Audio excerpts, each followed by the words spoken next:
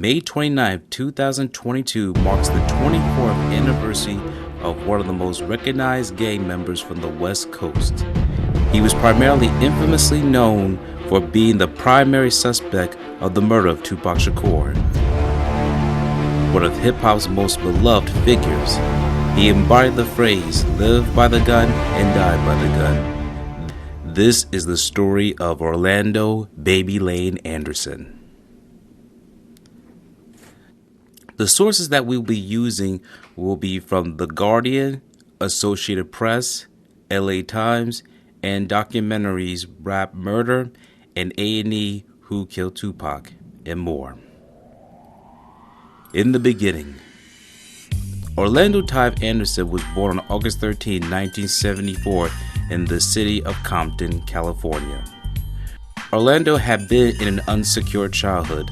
His father, Harvey Lee Anderson, split with his mother, Charlotte Davison, but Orlando had grown up with his great-grandmother, Utah Williams, housed on 1409 South Boris Avenue, surrounded by his aunts, uncles, and grandparents in the city of Compton. Before Orlando Anderson was born, Grandma Utah moved to Compton in the 1950s when it was an affluent middle-class neighborhood, only to watch the property values crash as whites fled, also known as white flight. She was born in Texas just before the outbreak of the First World War and had left the South in the Great African American Migration northwards. South Central California boomed briefly during the Second World War as LA's munitions industry soaked up labor, but the war ended and South Central turned into a massively overpopulated slum. The economy was changing, jobs were disappearing, and crime started to soar. Orlando's mother, Charlotte, worked 12-hour shifts as a bookkeeper to support her children, but on most weekends there would be some large family gatherings that brought everyone together to play sports and have a big meal. At 11 years old, Anderson befriended future Nutty Block Compton Crip Al Hassan, also known as BG Knockout. He was then known as Arlandis Hinton. During his teen years, Orlando Anderson was reported to have passing his exams and earning good grades. He attended Manuel Dominguez High School, which boasts famous alumni such as the rap group NWA members Eazy-E, Eric Wright, MC Ren, Lorenzo Patterson.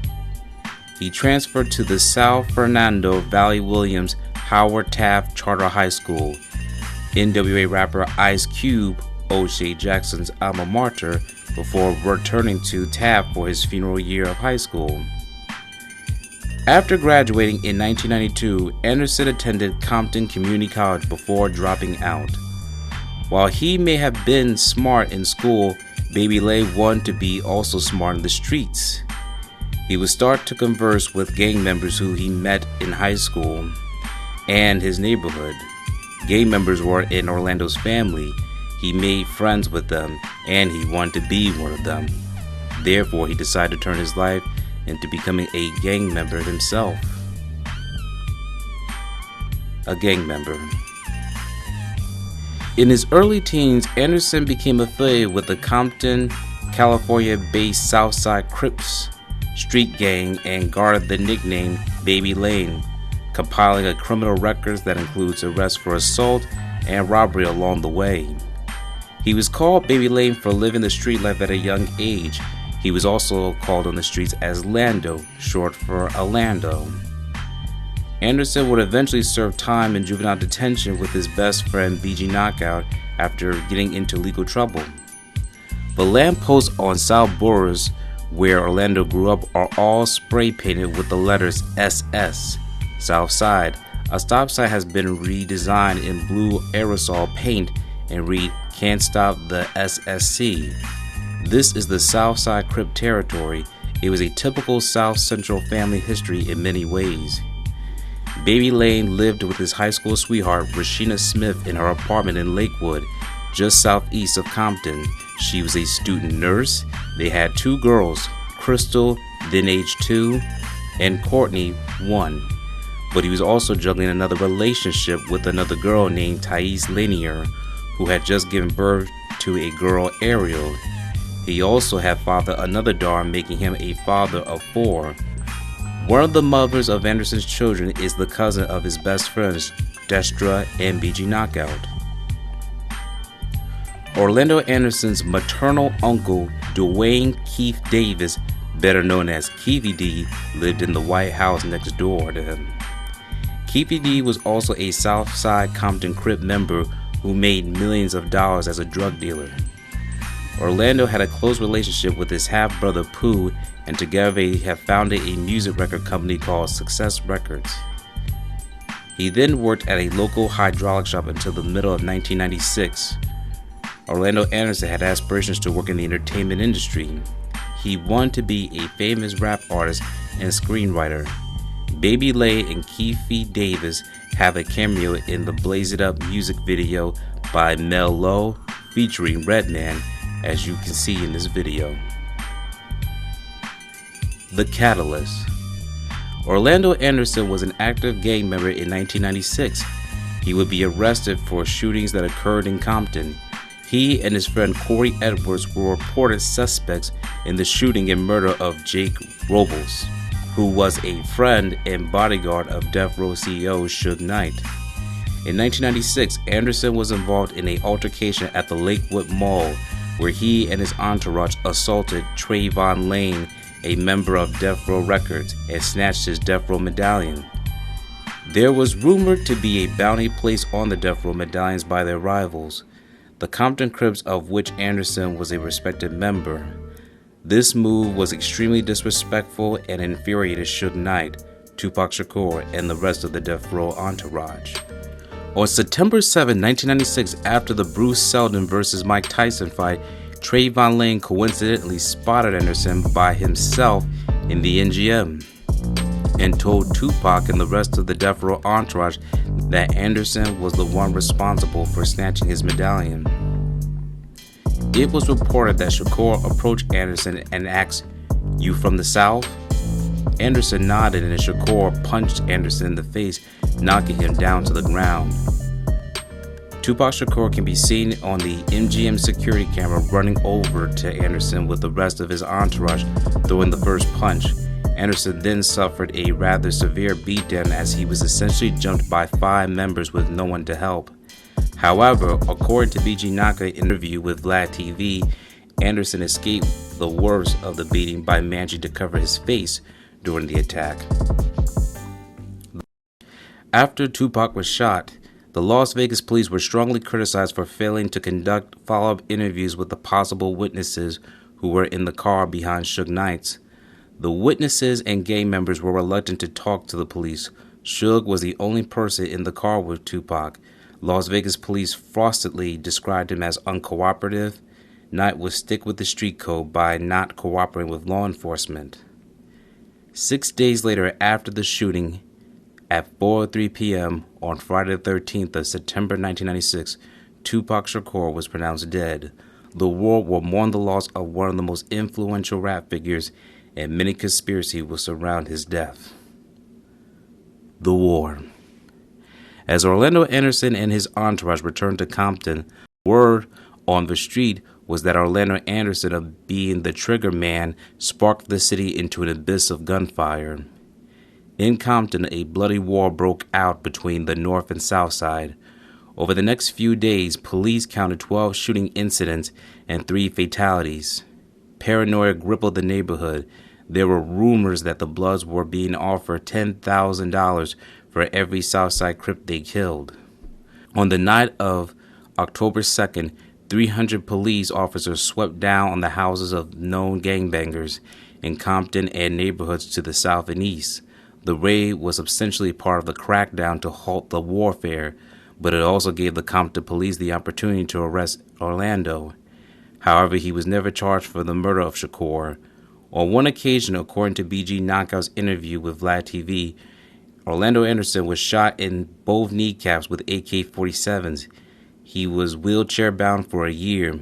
He was severely injured from the Compton Street War, that it took him a while to walk again. The interviews.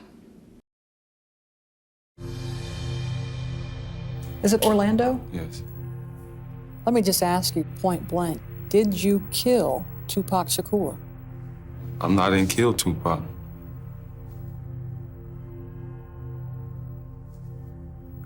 I mean, I don't know why, you know what I'm saying? They would even say something like that. I mean, you know, I just want to tell everyone that, you know what I mean, I didn't do it, and I feel sorry for him, you know what I'm saying, his fans and his, and his family. Anderson in civil court. They claim there is evidence he was in the white Cadillac that night in Las Vegas, that he got out and fired the shots. From 1995 to date, have you ever ridden in a white Cadillac? No. Do you know anyone who owns a white Cadillac? No. Anderson, an alleged Los Angeles gang member, has vigorously denied any involvement in the murder and in depositions claimed he was not at the scene. The estate. Were you involved in any way in the death of Tupac Shakur? No, I was not involved. I mean, I'm like a victim, you know what I'm saying? I feel, you know what I'm saying, sorry for him. And, you know, like I said, I was a fan of him. I mean, I've been thinking, you know, maybe I'm a scapegoat or something. I just want to let everybody know, you know what I'm saying, you know what I'm saying, I didn't do it. The downfall. On May 29, 1998, during twilight hours, Utah Williams, the 85-year-old matriarch at the heart of Orlando's family, died in the hospital where she'd been taken after a fall. Orlando Anderson was reported for not having a history for drinking nor smoking. However, due to the loss of his grandmother, Baby Lane was drinking all night with his fellow Southside Crip, Michael Reed Duro, to cope with the loss. Orlando's mother, Charlotte, remained at the hospital, so Orlando, who had been waiting for her at the family home, decided to go out and get a burger at Mom's Burgers with Michael Duro. At about 3:10 p.m. that afternoon, Anderson and Duro drove his black Chevy Blazer to Rob's Car Wash located at Alondra Boulevard and Oleander Avenue near Compton High School. The car wash was across the street from Mom's Burgers. Anderson pulled on the side of the car wash and got into an argument about an unpaid drug debt with Corner Pocket Crip member Jerry J-Dog Stone, who witnesses say immediately brandished a weapon.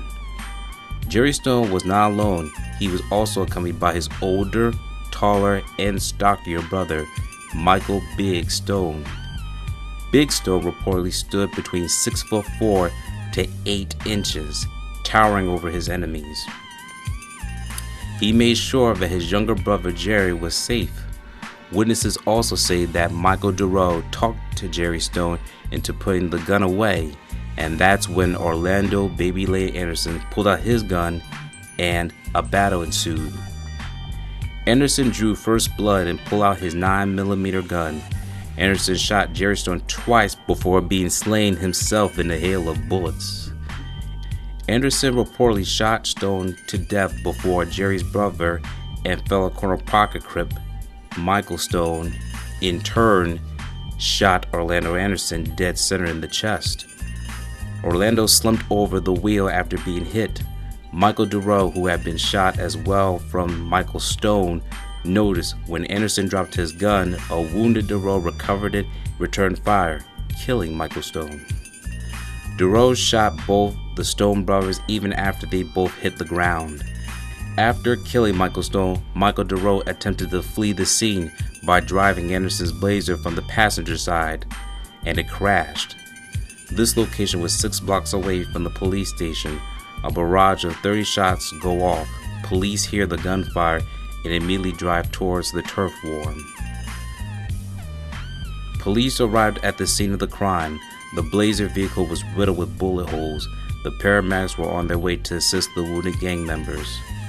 Officer Ray Richardson talked to the mortally wounded Anderson to get a confession about the Tupac murder. Orlando Anderson exchanged his last words to be harsh words to an officer before he gurgled and lost conscience. Ironically, Orlando Anderson's alleged victim, Tupac Shakur, his last words were towards the police officer Chris Carroll, who came to his aid to get a confession on who shot him in his fatal shooting in Las Vegas. All 4 men were transported to the Martin Luther King Jr./Drew Medical Center. Anderson and the Stone brothers were both pronounced dead shortly after their arrival. The hospital is now Martin Luther King Jr. Harbor Hospital. However, word on the street is it is the hospital known for being called Killer King's Hospital due to the high mortality rates, especially for black men. Anderson will be listed as one of the casualties. Orlando Baby Lane Anderson was 23 years old when he died. He is survived by his 4 daughters who lived more years on earth than he did. Michael Durrell was the only person who survived the gun battle. He was treated and then arrested by local police. He was later convicted for the murders of Michael Big Stone, Jerry J-Dog Stone, and his best friend Orlando Baby Lane Anderson, despite the fact that he didn't fire the shots that killed him. According to California Penal Code Section 190.2 Subdivision A, Item 22, Anderson's murder was considered a drive-by, and by Durrell firing shots at others outside the car with the intent to kill, he was responsible for everyone who died.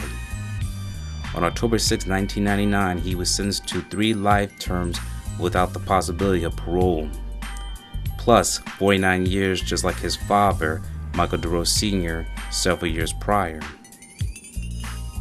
The Stone brothers were buried in the mausoleum at the Roosevelt Memorial Park in the city of Los Angeles. Orlando Anderson and his great-grandmother Utah Williams were buried in the same day, just as they died the same day. Both of them are buried in the Forest Lawn Memorial Park in Long Beach, California.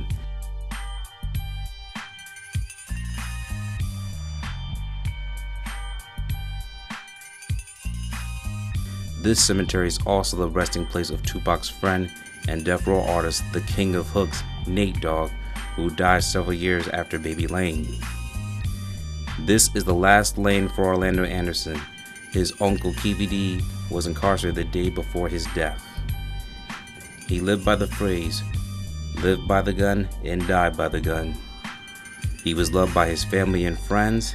His supporters saw him as a true gang member who lived the real street life and a hitter from the city of Compton. As for others, he is despised for his killing allegations, including the murder of Tupac Shakur. This was the story of Orlando Baby Lane Anderson. Thank you for watching this video. Please be sure to subscribe to our channel and check out more of our content. Feel free to give your feedback and suggestions on who we should do next in the comments. This is Infinitely Productions. We love ya!